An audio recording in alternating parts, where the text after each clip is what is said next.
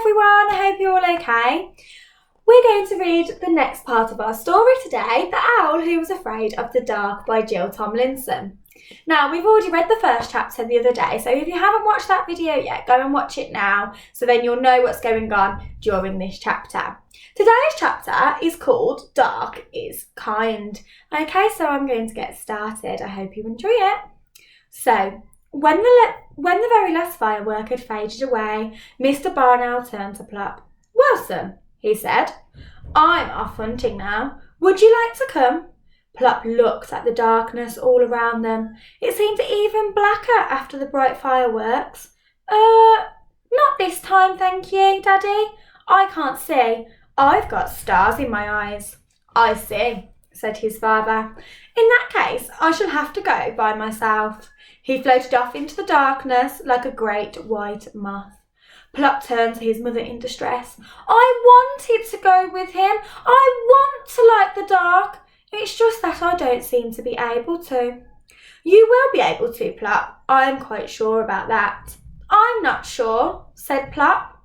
"Well, I am," said his mother. "Now, come on, you better have your rest. You're awake half the day."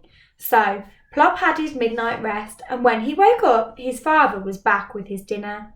Plop swallowed it in one huge gloop. "That was nice," he said. "What was it?" "A mouse," said Mr. Barn Owl. "I like mouse," said Plop. "What's next?" "I have no idea," his father said. "It's Mummy's turn now. You will have to wait till she gets back."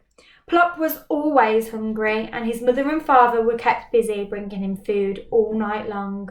When daylight came, they were very tired and just wanted to go to sleep. "Bedtime, Plop," said Mrs. Barn Owl. "I don't want to go to bed," said Plop. "I want to be a day bird." "Well, I am a night bird," said his mother, "and if your father and I don't get any sleep today, you won't get anything to eat tonight." Plop did not like the sound of this at all, so he drew himself up straight and tall, well, as tall as he could, and tried to go to sleep. He did sleep for half the morning, but then he woke up full of beans, or perhaps it was mouse. And he just could not go back to sleep again. He jiggled up and down on the branch where his poor parents were trying to roost. He practised standing on one leg and taking off and landing, and other important things that little owl has to learn to do. Then he thought he would try out his voice. He tried to make a real grown-up barn owl noise. "Eek!" he screeched. "Eek!" It sounded like the noise a cat makes if you accidentally tread upon its tail. Plop was very pleased with it. Mrs. Barn Owl was not. She half opened one bleary eye. "Plop, dear," she said, "wouldn't you like to go down into the world again and find out some more about the dark?" "Now," said Plop. "Now," said his mother. "Don't you want to hear my screech first? It's getting jolly good."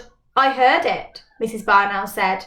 "Look, there's an old lady in the deck chair down there in that garden. Go and disturb. I mean, go and find out what she thinks about the dark." So Plop shut his eyes, took a deep breath, and fell off his branch.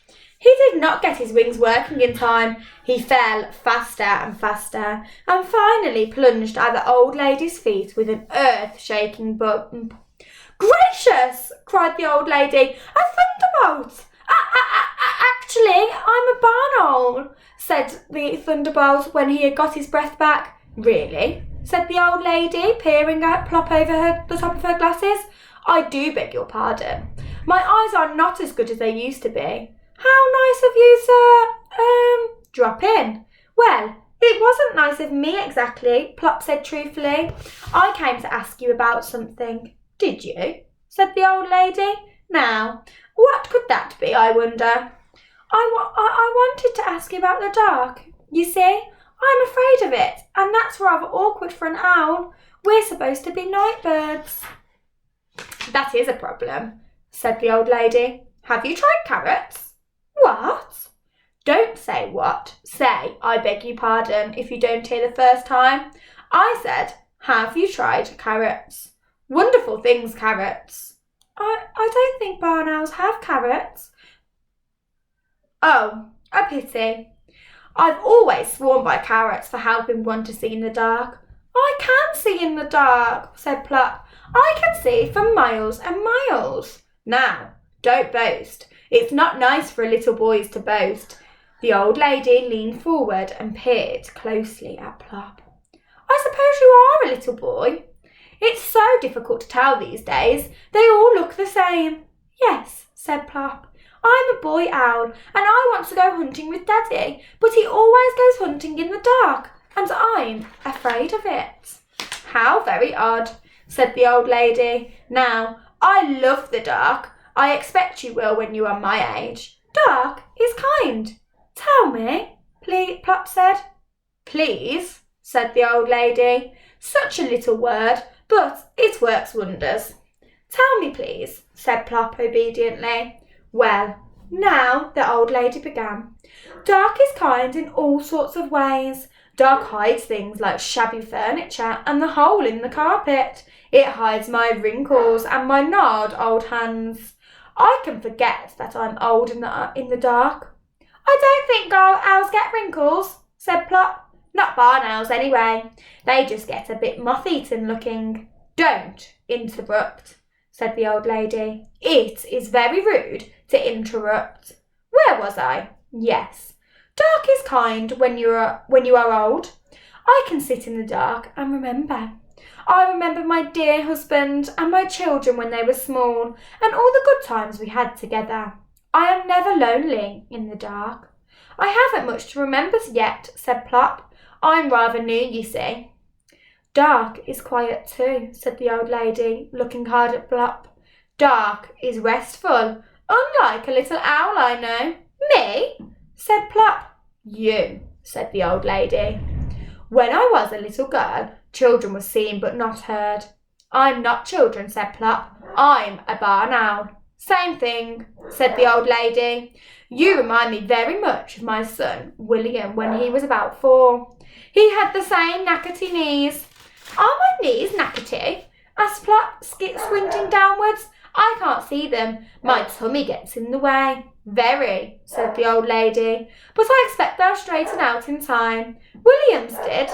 Now, I'm going indoors to have a little rest. Plop was surprised.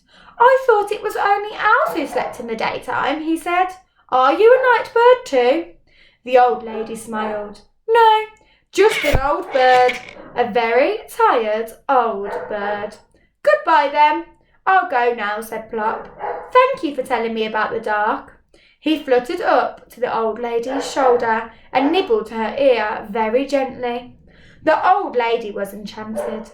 An owl kiss, she said. How very kind.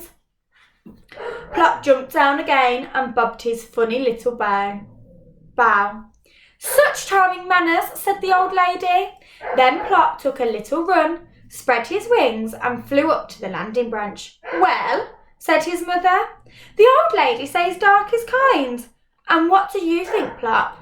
I still do not like it at all. Do you think my knees are knackety? Of course, said his mother. All little barn owls have knackety knees.